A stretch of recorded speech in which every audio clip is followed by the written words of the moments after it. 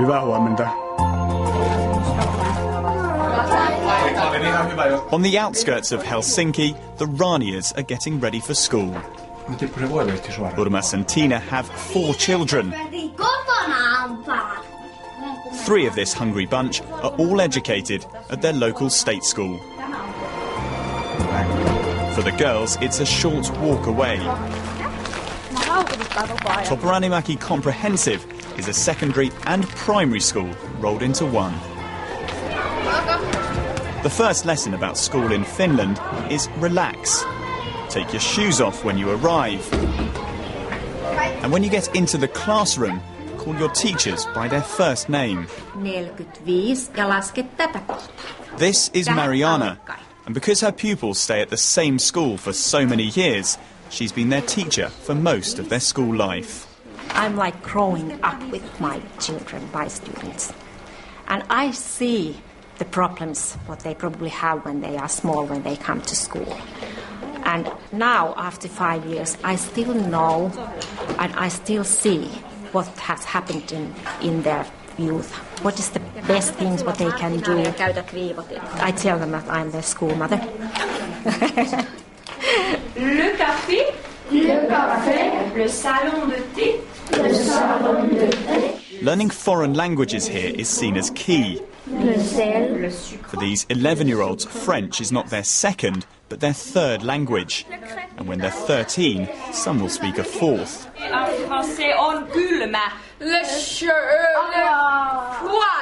But in Finland, success is not measured by winners and losers. Learning is more like a team game. The best and worst pupils in any subject are taught together. Controversial maybe, but something they say works.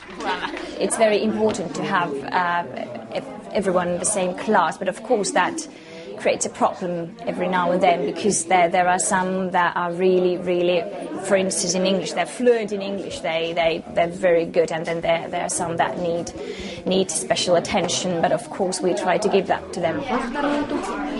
Giving pupils extra help is standard practice. In this class there are 3 teachers. Anna and Sunny teach a double lesson.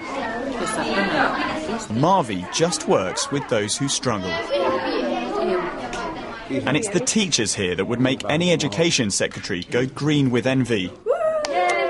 They're the key ingredient why in a subject like science the Finns score so high. Teachers all have to complete a master's degree. Trust is important here.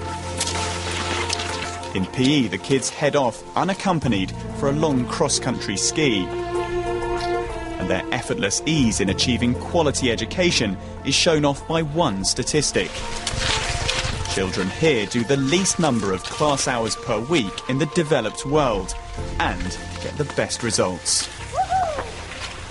What is the secret of Finland's education success? The head teacher gives his teachers much of the credit. But another reason is the T word again. Trust, this time in him.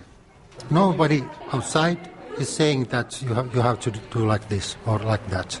And the feeling is that they trust us. This is my school. It's not the politicians' schools. In countries like the UK and the US, education is built around the idea of competition. Some schools will succeed and some won't. Incredibly though, the results at this school in Helsinki are virtually the same as any other school in Finland. And that means there's no such thing as a failing Finnish school. Finland's success has kick-started a kind of education tourism. More than 100 foreign delegations visited last year. But the woman in charge admits there's still room for improvement. Finnish system, it supports very much those pupils who has learning difficulties, but we have to pay more attention also for those pupils who are very talented. And now we have started a pilot project about it also, that how to support those pupils who are very gifted in some areas. We called on one of the country's biggest success stories. What do Finnish businesses want for the future? For the Finnish mobile phone giant, it's about maintaining high standards in the core subjects and consistency across the workforce. What we want the education system in Finland to continue doing is to keep a very good level in mathematics, science and technology-related subjects. Being in a classroom with less talented people, it makes you, as a talented pupil, able to teach the other ones, to work in a group with different kind of people and to accept diversity. So back to the Ranias and the youngest in their family. Otto is 6, and like all children in Finland, he won't start at proper school until he's 7. The thinking that by then he'll be itching to start classes, but in the meantime, it's lessons with mum at home. How was your day at school today then? I really like the textiles class. And like Tina's spaghetti bolognese, Finland's success is part homemade. it's very interesting to hear what they've done. They have a culture here of valuing education, and parents know they have a key role to play too. There's sort of a triangle, if you can say, so that there are parents, and then there are the kids, and then there's the school and the teachers, and to have an active dialogue. The Finnish system sort of at least tries to encourage that, and I think at least in our school. Explaining why the Finns score high isn't easy. Unlike other European countries, Finland has very little immigration. So when pupils start learning, language isn't a problem. But their system's success is built upon the idea of less can be more. When you have relaxed schools, free from politicians, where nobody gets left behind. Hyvää yötä. Tom Burridge, BBC News in Helsinki.